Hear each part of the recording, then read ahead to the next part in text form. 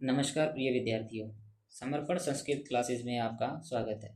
आज हम DSSB द्वारा जो TGT संस्कृत के लिए पाठ्यक्रम निर्धारित किया गया है उसको समझेंगे और यह रणनीति बनाएंगे कि इस पाठ्यक्रम को हम किस प्रकार अच्छी तरह से कवर करते हुए हमारा चयन सुनिश्चित कर सकते हैं। सबसे पहले आप हमसे जुड़ने के लिए YouTube और टेलीग्राम चैनल का लिंक दिया गया है। इन लिंक पर क्लिक करके आप हमसे जुड़ सकते हैं और हम इस पाठ्यक्रम को साथ मिलकर के पूरा करेंगे और हमारी यह रणनीति रहेगी कि अगले 90 दिन में पूरे पाठ्यक्रम को कवर करें। 90 दिन में हम ये पाठ्यक्रम किस प्रकार पूरा करेंगे? अच्छी प्रकार से तो मूल पुस्तकें या थ्योरी इसको अच्छे प्रकार से पढ़ेंगे और क्वेश्चन पेपर भी साथ के साथ है, प्रैक्टिस क्वेश्चंस भी साथ के साथ ही करेंगे। इसके अलावा हमारी तैयारी को और अधिक मजबूती देने के लिए PYQ क्वेश्चंस करेंगे, जो कि DSSB द्वारा TGT संस्कृत के लिए पहले जो एग्ज़ाम हो चुके हैं उनसे संबंधित। जैसे 2014 के अंदर एक पेपर हुआ था, 18 के अंदर, 2021 के अंदर 3 शिफ्ट के 3 पेपर और 2025 के अंदर भी 3 पेपर, 3 शिफ्ट के अंदर 3 पेपर हमारे पास उपलब्ध हैं। कुल मिला के हमारे पास 8 प्रश्न पत्र उपलब्ध हैं। इन्हें अच्छी प्रकार से हल करेंगे और इसे हल करने से यह होगा कि हमें यह ज्ञात हो जाएगा कि जो निर्धारित पाठ्यक्रम है उससे भिन्न हमें और क्या क्या पढ़ना है। और एग्ज़ाम पैटर्न की बात करें तो एग्ज़ाम पैटर्न 200 क्वेश्चन का होगा। प्रारूप की बात करें तो 200 क्वेश्चन के होंगे। ये 200 प्रश्न 2 भागों में बंटे होंगे, पार्ट ए और पार्ट बी। पार्ट ए के अंदर भी 100 क्वेश्चन होते हैं, पार्ट बी के अंदर भी 100 प्रश्न होते हैं। पार्ट ए के अंदर 100 प्रश्न है वो जनरल पेपर से माने जाते हैं, यानी हिंदी, इंग्लिश, मैथ, रीजनिंग और जीके से संबंधित आपसे 100 प्रश्न पूछे जाएंगे। प्रत्येक विषय से 20-20 प्रश्न होंगे। और पार्ट बी के अंदर हमारे पास सब्जेक्ट स्पेसिफिक आएगा, यानी विषय से संबंधित और टीचिंग मेथडोलॉजी से संबंधित होंगे। इसमें टीचिंग मेथडोलॉजी से प्रश्न 10 पूछे जाएंगे और 90 प्रश्न है वो विषय से संबंधित होंगे, यानी हमारे संस्कृत से 90 प्रश्न पूछे जाएंगे और 10 प्रश्न है वो शिक्षण अभिरुचि से होंगे। ये ध्यान रखना, ठीक है। और अब हम अपने निर्धारित पाठ्यक्रम को देखें भी क्या निर्धारित किया गया है या जो ऑफिशियली क्या दिया गया है। उसमें जो इकाई 1 है उसमें व्याकरण से संबंधित हमें शब्द रूप, धातु रूप और संख्यावाची शब्द दिए गए। शब्द रूप और धातु रूप संस्कृत के लिए संस्कृत भाषा के नियम के रूप में काम करते हैं। इन्हें ये बहुत ही महत्वपूर्ण होते हैं। सबसे पहले शब्द रूप, कुछ स्वरांत शब्द रूप है, कुछ व्यंजनांत शब्द रूप दिए गए हैं, कुछ सर्वनाम शब्द रूप दिए गए हैं जो यहाँ लिखे गए हैं। इन्हें आप प्रतिदिन एक एक स्वयं से करें। हम एक साथ इसकी प्रैक्टिस करवा देंगे और बता देंगे। आप इसे अच्छे प्रकार से करते रहें, याद करें, लिख लिख करके देखें, तभी ये याद हो पाते हैं। धातु रूप हमारे 5 लकारों के अंदर हमें तैयार करने हैं। इसमें से कुछ धातुएं दी गई है, पठ, गम, पा, भू, क्री, अस इत्यादि। कुछ धातुएं आत्मनेपदी है, कुछ परस्मैपदी है, कुछ उभयपदी है। तो सभी को किस के अंतर्गत आती है ये ध्यान रखते हुए आप अच्छे प्रकार से हम इसको करेंगे। संख्यावाची शब्द हैं वो 1 से 100 तक संख्यावाची अच्छी प्रकार से आएंगे। अच्छे प्रकार से पूर्णी संख्या इत्यादि भी देखनी है हमें इसमें। और 1 से 4 तक है वो तीनों लिंगों में चलती है संख्याएं, उसे भी अच्छे प्रकार से देखेंगे। उन्हीं का वाक्य के अंदर प्रयोग आ जाता है। कई बार स्त्रीलिंग शब्द के साथ हम अगर पुल्लिंग संख्यावाची लगा देंगे तो वो अशुद्धि के रूप में आएगा। इसी प्रकार आएंगे। कुछ जगह आप धातु रूप गलत लगा देंगे, कहीं शब्द रूप गलत लगा हुआ मिलेगा। इसी प्रकार की अशुद्धियाँ इसमें मिलेगी। जो ये दूसरा भाग दिया गया है अनुवाद, वो इसी व्याकरण इकाई पर आधारित होगा। जैसे शब्द रूप, धातु रूप, संख्यावाची शब्दों के व्यवहारिक प्रयोग पर आधारित होगा। इसमें लघु वाक्य रचना करनी भी आ सकती है। लघु वाक्य रचना की हुई मिलेगी, उसमें कुछ अशुद्धियाँ ढूंढनी भी आ सकती है, वो इन्हीं से संबंधित होगी, ठीक है। आगे हम भाग ग की बात करें, वो काव्यांश से संबंधित है और घ भाग है वो गद्यांश से संबंधित है। 2 काव्यांश है लगे हुए हैं, एक हितोपदेश है और एक रघुवंशम है। हितोपदेश 4 अध्यायों में बंटा हुआ है। उसमें से जो मित्र लाभ जो अध्याय है उसका प्रथम 1 से लेकर के जो 25 पद्य हैं उन्हें हमें अच्छी प्रकार से पढ़ने हैं। उन श्लोकों के अंदर क्या दिया गया है, उनकी हिंदी क्या है, उसके अंदर किन व्याकरणिक इकाइयों का प्रयोग किया गया है, इसे देखेंगे। इसके अलावा दूसरा जो काव्यांश है वो रघुवंशम है, कालिदास द्वारा लिखा हुआ रघुवंश महाकाव्य है। उसका जो प्रथम सर्ग है उसके 1 से लेकर के 25 पद्य हमें अच्छी प्रकार से पढ़ने हैं। किसी के अंदर साथ में हमें इसमें व्याकरणिक इकाई भी पढ़ लेंगे कि किसमें कौन से अलंकार का प्रयोग किया गया है, किसी शब्द के अंदर कौन सा समास का प्रयोग हुआ है, कहाँ कौन सी विभक्ति का प्रयोग हुआ है, इस तरह की चीज़ें साथ के साथ देखते हुए चलेंगे। छंद हो गया, ठीक है। अब गद्यांश की बात करें तो ये जो कादम्बरी कथा है जो बाण भट्ट द्वारा लिखी गई है उसमें एक शुकनाशोपदेश आता है, एक भाग है।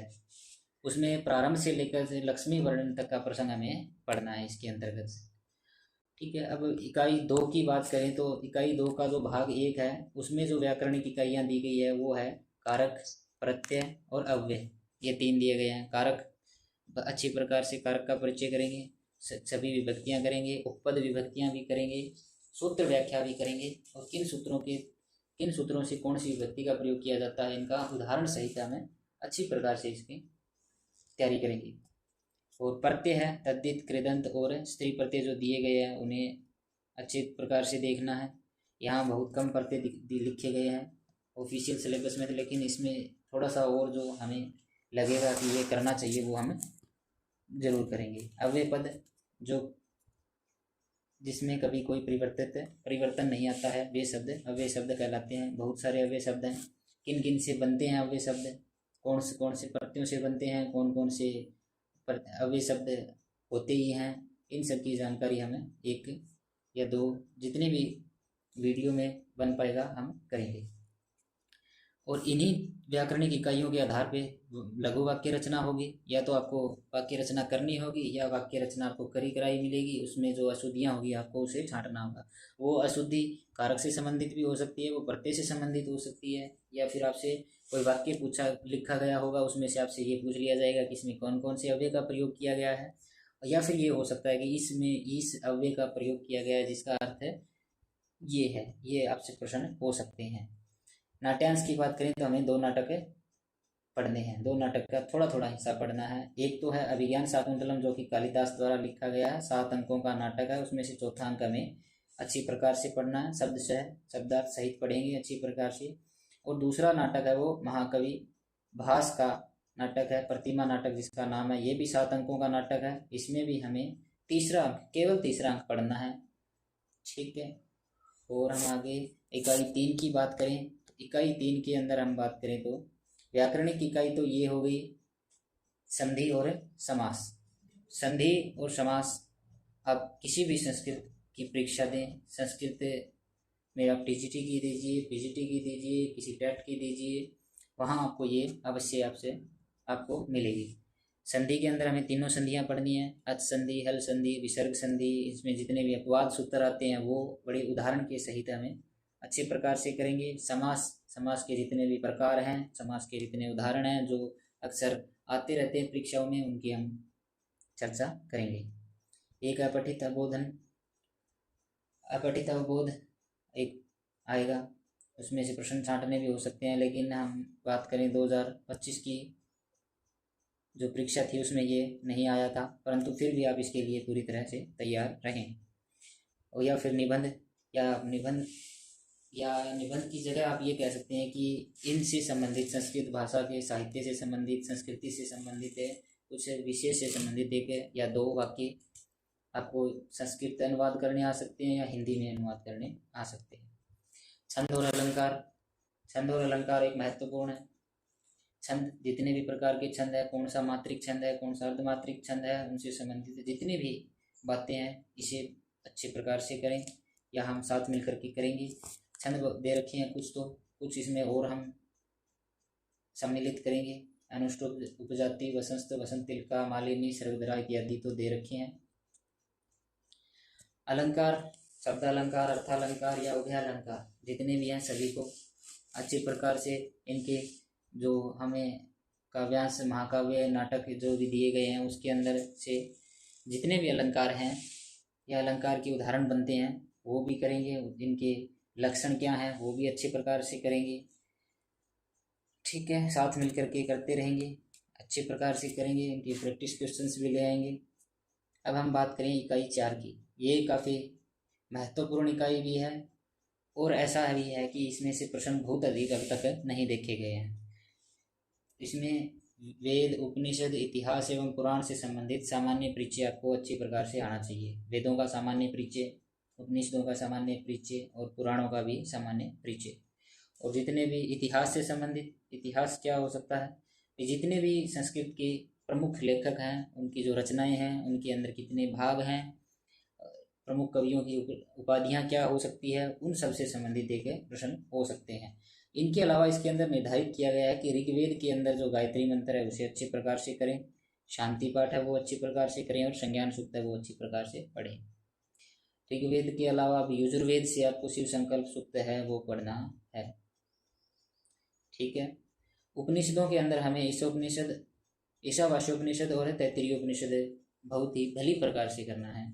ईशावास्योपनिषद के अंदर 18 मंत्र है, उसमें से हमें 1 से लेकर के 7 जो मंत्र हैं वो करने हैं।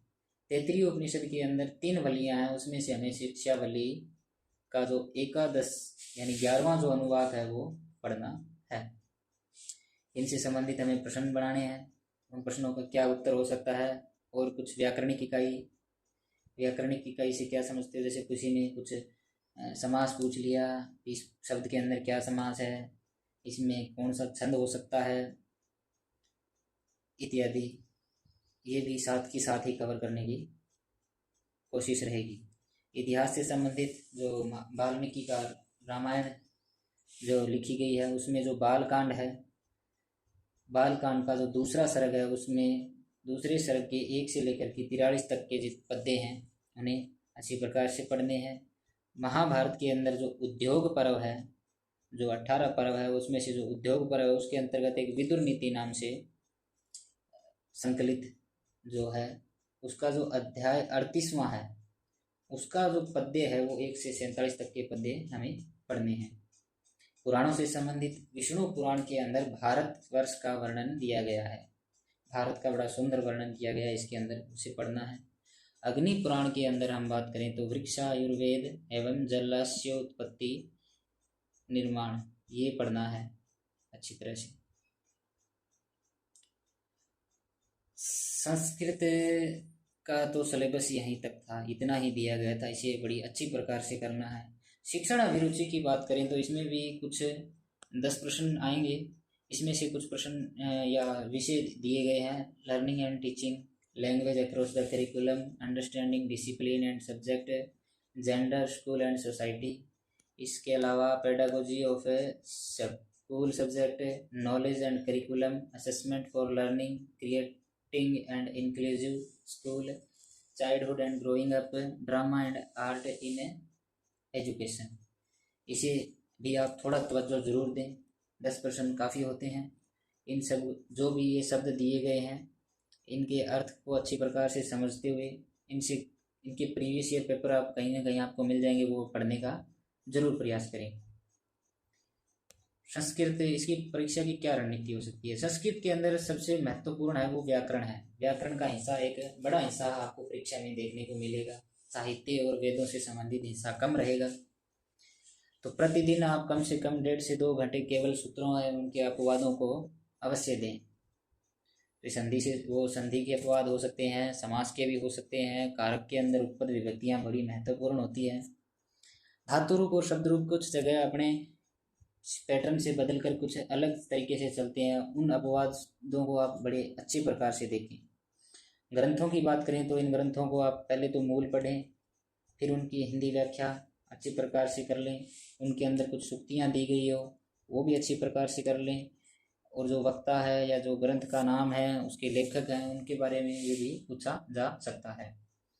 वेद एवं पुराण से संबंधित बात करें तो संज्ञान सूक्त है, गायत्री मंत्र है और जो शिव संकल्प सूक्त है के मंत्रों का अर्थ भी, उनके छंद, उनके ऋषि इत्यादि आप, यानी कि आप वेदों का जो सामान्य परिचय है भी, कौन सा उपनिषद किस वेद से संबंधित है, कौन सा ब्राह्मण ग्रंथ किस वेद से संबंधित है, वेदों के जो उपवेद हैं उनका नाम, वेदों के जो होता इत्यादि हैं उनके भी अच्छे प्रकार से, मतलब आप वेदों का पूरा सामान्य परिचय अच्छी प्रकार से हमें करना है हुआ। ठीक है, तो ये हमारी रणनीति है। जल्द ही हम इसे शुरू करेंगे, पूरा सिलेबस हम इसी चैनल पे अच्छी प्रकार से करवाएंगे। जो हमें अपने लक्ष्य की ओर बढ़ाने का प्रयास करेगा। हम अपने लक्ष्य को जल्द ही प्राप्त करेंगे। ये कुछ दिया गया है, आप इसके अंतर्गत भी तैयारी कर सकते हैं, या फिर हम जिस प्रकार वीडियो डालते रहेंगे आप उसके अंतर्गत भी तैयारी कर सकते हैं। आप सबका जुड़ने के लिए धन्यवाद। चैनल को ज़रूर सब्सक्राइब करें, और जितनी भी पढ़ने के बाद जो PDF होगी उसको आपको इसी चैनल पर मिलेगी, टेलीग्राम चैनल पे, यहाँ जुड़ जाएं। और आप सबका धन्यवाद। और हम इस चैनल का जो ध्येय वाक्य है स्वाध्यायान मा प्रमदः, जिसका अर्थ होता है कि स्वाध्याय में अपने खुद के अध्ययन करने में हमें कभी भी आलस नहीं करना चाहिए। आप इसको अच्छे प्रकार से समझते हुए, स्वाध्याय की महत्ता को समझते हुए आप स्वयं से भी काफ़ी प्रयास करते रहेंगे और अपने सपनों को साकार करेंगे। धन्यवाद आप सबका जुड़ने के लिए और हमारे साथ जुड़ के तैयारी करने में आप का